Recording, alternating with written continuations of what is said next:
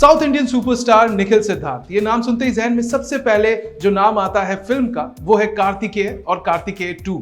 इन दोनों ही फिल्मों के बाद से पैन इंडिया में Nikhil as a superstar establish हो गए और अब उनकी फिल्म रिलीज हुई है स्पाई, जिसने उनको दी है अपने करियर की सबसे बिगेस्ट ओपनिंग। तो ये तो खुशी की बात है। फिर निखिल सिद्धार्थ ने सॉरी क्यों बोला, अपोलोजाइज क्यों किया ट्विटर पे? कहानी क्या है, सीन क्या है? सीन ये है कि स्पाई रिलीज हुई, फैंस को पसंद आई, जबरदस्त ओपनिंग मिली, लेकिन प्लान के मुताबिक वो हर जगह यानी कि मल्टी लैंग्वेजेस में रिलीज नहीं हो पाई। एंड इसी वजह से निखिल सिद्धार्थ ने एक लंबी सी अपॉलॉजी दी ट्विटर पर, जहां पर उन्होंने पहले तो अपने फैंस का धन्यवाद दिया उनकी करियर की बेस्ट ओपनिंग के लिए, और उसके बाद उन्होंने माफी भी मांगी क्योंकि कॉन्ट्रैक्ट्स और टेक्निकल रीजंस की वजह से टाइम पर विभिन्न भाषाओं में यह फिल्म रिलीज नहीं हो पाई।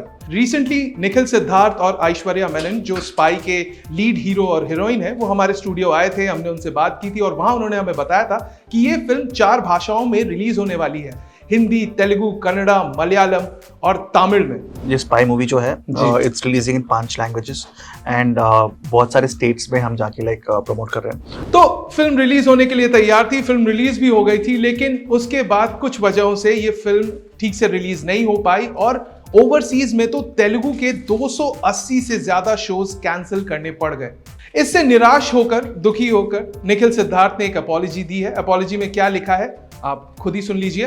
Hello, I genuinely thank every one of you for thronging the theaters of Spy and giving me the highest opening of my career at the box office.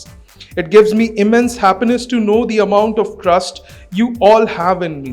However, it pains me to inform you all that the movie did not have a proper multi-language release across India because of contract/content delay issues, which also led to 350 Telugu premiere shows overseas being cancelled. I apologize to all the Hindi, Kannada, Tamil and Malayalam audience for this and promise that after Kartikeya 2, it will be our next upcoming 3 films that will be in theaters in all languages, perfectly finished and released on time.